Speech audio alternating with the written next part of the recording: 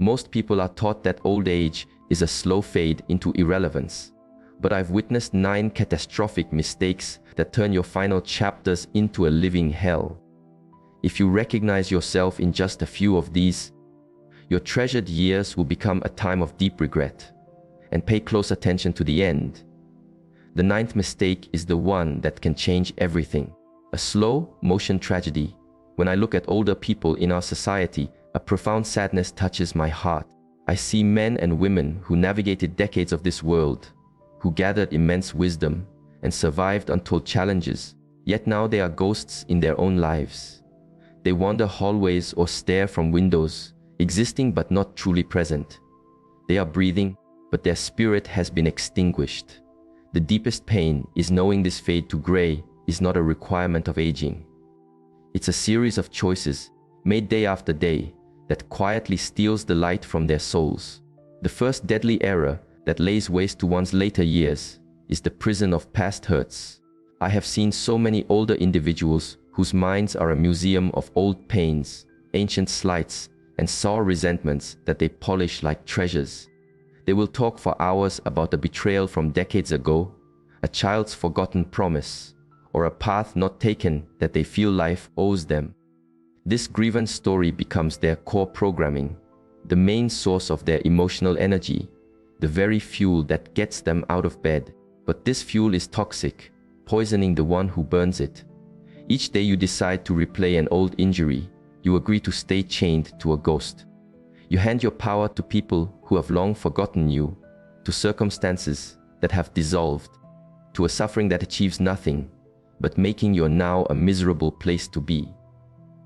Those who hold this bitterness speak with a sharp edge, invite friction into their relationships, and then feel baffled when family stays away, when friends no longer reach out, and their final years are steeped in a crushing loneliness. I have seen this one error ruin more people than any sickness. The body might grow older, but the soul dies much earlier, crushed by the weight of things left unsaid and unforgiven. When you cling to old anger, you aren't getting even with anyone who wronged you. You are sentencing yourself to a daily torment. You are choosing to watch reruns of your life's worst scenes instead of directing a new one. You are letting ancient history burn up the precious time you have left. The key that unlocks this prison is not to deny that you were wrong. It is to grasp that forgiveness is not for them. It's an act of self-liberation. It means declaring that old suffering will no longer have a say in your present calm. It's choosing your own freedom over the heavy comfort of your victimhood. The echo chamber of loneliness. The second deadly error that ensures misery in old age is the quiet, creeping death of detachment. I observe people as they systemically cut ties with the world, with connections, with their tribe, claiming they are embracing self-sufficiency, when in reality they are starving for connection. They tell themselves that needing others is a weakness, that human relationships are too messy, that it's simply less complicated to be on their own. This detachment almost never arrives overnight. It is built from countless tiny decisions, turning down get-togethers because they feel like too much work, letting calls go to voicemail because talking seems exhausting, quitting hobbies because they bring up memories of more vibrant times. Every small retreat seems logical, but they add up to create an invisible wall that blocks out not only conflict, but also connection, affection, and the vital energy that flows from genuine community with others.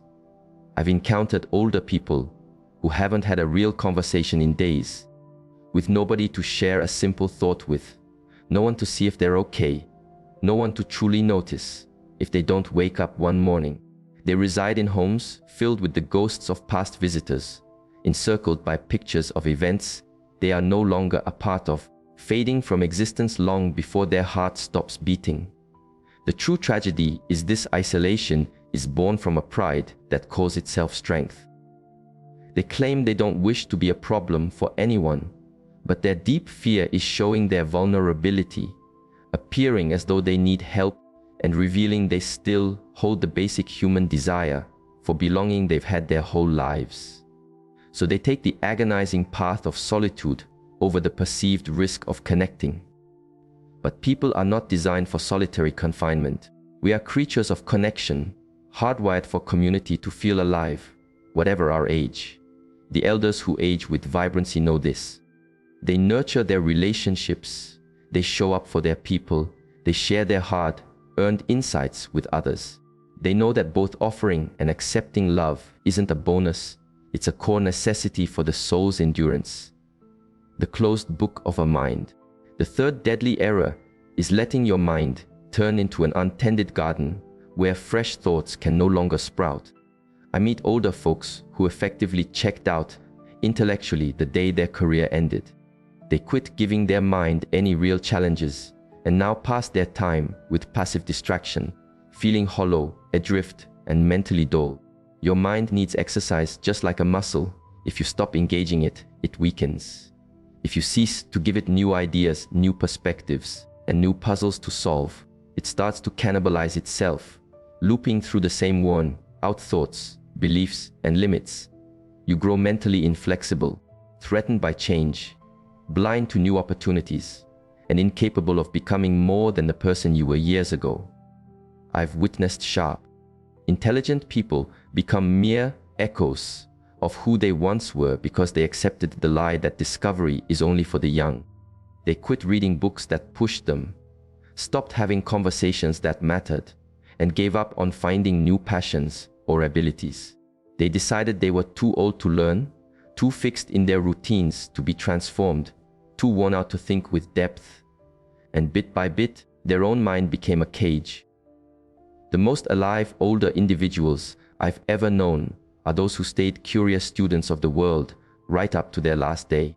They take on new skills, they play with new gadgets, they debate ideas that stretch their worldview. They realize mental vitality has nothing to do with your birth date.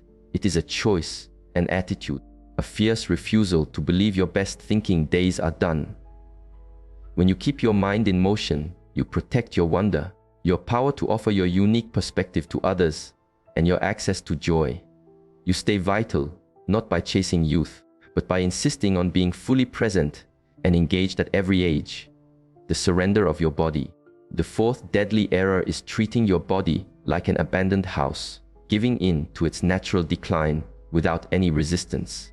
I see elders who view their body as a failing object, submitting to aches, frailty, and constraints as if they were a life sentence. They become sedentary, they give up on strength, they cease tending to their own physical home, and then are baffled why each day is a battle against their own form. Your body is not a separate entity, it's your vessel for this entire journey of life. It has served you for decades, adjusted to endless demands, mended itself from sickness and damage, and it has earned your reverence and attention, not your dismissal and surrender. When you disown your body, you forfeit your chance to be fully involved in your own life. The reality is that much of what gets labeled getting old is truly the consequence of habits, not just time passing. The soreness, the loss of power, the daily pains that so many elders resign themselves to.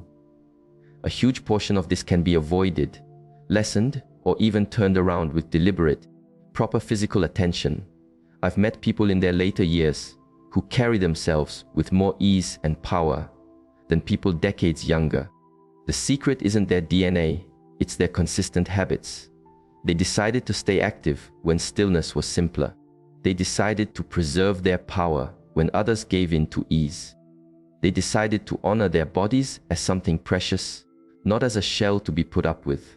Physical aliveness in your final decades isn't about looking like you did at 20 or setting new athletic records.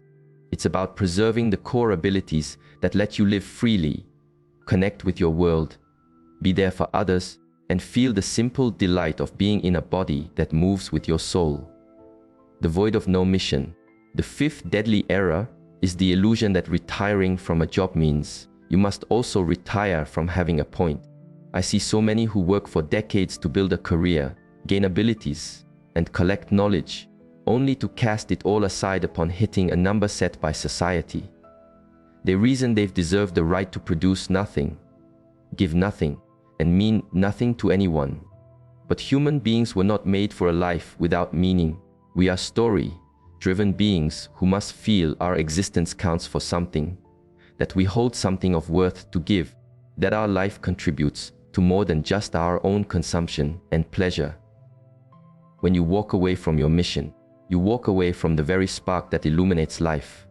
I've witnessed once powerful, significant people fall into sadness, worry, and even physical sickness right after they stop working because they had no mission to pull them from bed, no mountains to climb, no purpose to aim for, and no channel to share their wisdom with humanity. They dreamed of a life free from duty, but they ended up with a life free from significance. The elders who flourish know that their mission transforms, but it never ends. They might not hold the same job, but they discover fresh ways to guide, to create, to share, and to be a force for good. They coach the next generation, give time to what they cherish, make things, write down their journey, or simply stand as pillars of strength and compassion for their circles. A mission isn't given to you by a title. It is a thing you claim through the bold choice to stay connected to life, to never stop evolving, and to keep sharing your distinct light with others, no matter your season of life. The fear of the final question, the sixth deadly error, is arriving at the doorstep of your own mortality with no inner compass, no connection to anything beyond your own fleeting story. As the body changes and simple pleasures fade, as loved ones start to depart, as you face the raw fact that your time here will end, you require something more profound than external validation or fleeting comforts to hold your spirit steady. I have sat with many elders who dedicated their lives to gathering things, titles, and thrills, only to find in their final moments that none of it offers shelter from life's deepest inquiries. Who am I really, under all the labels? What did this brief, precious life actually mean? Where do I go when this vessel fails? How can I face this ending without being paralyzed by fear? Without an inner life, these questions become terrifying ghosts instead of gateways to unmatched wisdom and calm. Elders who have ignored their spirit often get swallowed by panic, regret, and a frantic push against the truth of their own aging and end. They clutch at looking young, at stuff, at anything to distract from the spiritual core of our human story. But the elders who have nurtured an inner strength, be it through a faith, self-reflection, nature, or a quiet study of existence, they walk into their last years with a feeling of rightness and grace. They feel they are woven into a larger fabric, that their existence had value far beyond what they owned, and that death is not a cliff but a curve in the road. Developing this inner life isn't about memorizing rules. It's about building the internal shelter that lets you meet life's ultimate storm with clarity, courage, and peace. The chain of money worries. The seventh deadly error is financial negligence that transforms your later years into a stretch of scarcity, reliance on others, and unending anxiety over money. I've witnessed people who had solid careers end up in desperate straits in their senior years because they failed to manage their resources, invest, or make a plan for the time when they couldn't work. Financial stability in old age isn't about being rich. It's about having the means to keep yourself, respect, your autonomy, and your basic well-being when your earning days are done. It means not being a financial weight on your kids, not facing impossible choices between medicine and meals, and not living with a constant knot of dread about how you'll make ends meet. The painful truth is that planning for this isn't rocket science, but it demands self-control, making wise choices, and choosing future security over immediate wants. Things our culture of instant rewards discourages. People spend their prime years living for the next paycheck, acquiring stuff they don't truly want with funds they don't really have, promising they'll handle their retirement down the road. But down the road always arrives, and with it, the stark reality of past irresponsibility. The pressure of financial stress in old age infects every corner of your existence, your body, your connections, your mental peace, and your very capacity to savor the time you have. The elders who move through their final years with ease nearly all share one trait. They chose long ago to spend less than they made, save methodically, invest with care, and anticipate their future. They knew that while money doesn't create joy, financial peace is the bedrock of a calm mind. The final truth, the eighth fatal mistake, is seeing life's end as an opponent to be resisted at all costs, instead of as a natural process to be met with dignity and understanding. Society tells us to reject mortality, to battle it fiercely, and to view any thought of it as dark or giving up. But this resistance is what creates the very anguish it pretends to solve. I've been with many people near the end, and I can tell you that the ones in the most pain are not those whose bodies are giving out. It is those whose souls are caught off guard by the final curtain. They've used so much life force avoiding the idea of an end that when it's upon them, they are met with sheer terror, what-ifs, and a desperate plea for just one more day. But the ninth and ultimate error, the one that seals the deal on a painful old age, is the refusal to see that aging isn't a process of becoming diminished. It is a process of becoming concentrated. It's the final distillation of all you are, all you've witnessed, and everything you've overcome. It's your moment to fully step into the profound wisdom you've earned. When you push back against growing older, instead of claiming it as your life's defining art, when you chase after youth instead of stepping into a glorious age, when you view your lifelines as losses instead of as a testament to your journey, you sacrifice the incredible beauty and authority that only a lived-out life can give you. The older people who move us the most are not the ones who appear the most youthful. They are the ones who bear their years with honor, who have distilled their life into wisdom, their wounds into character, and their time into a kind of deep power that is only available to those who have truly, fully lived.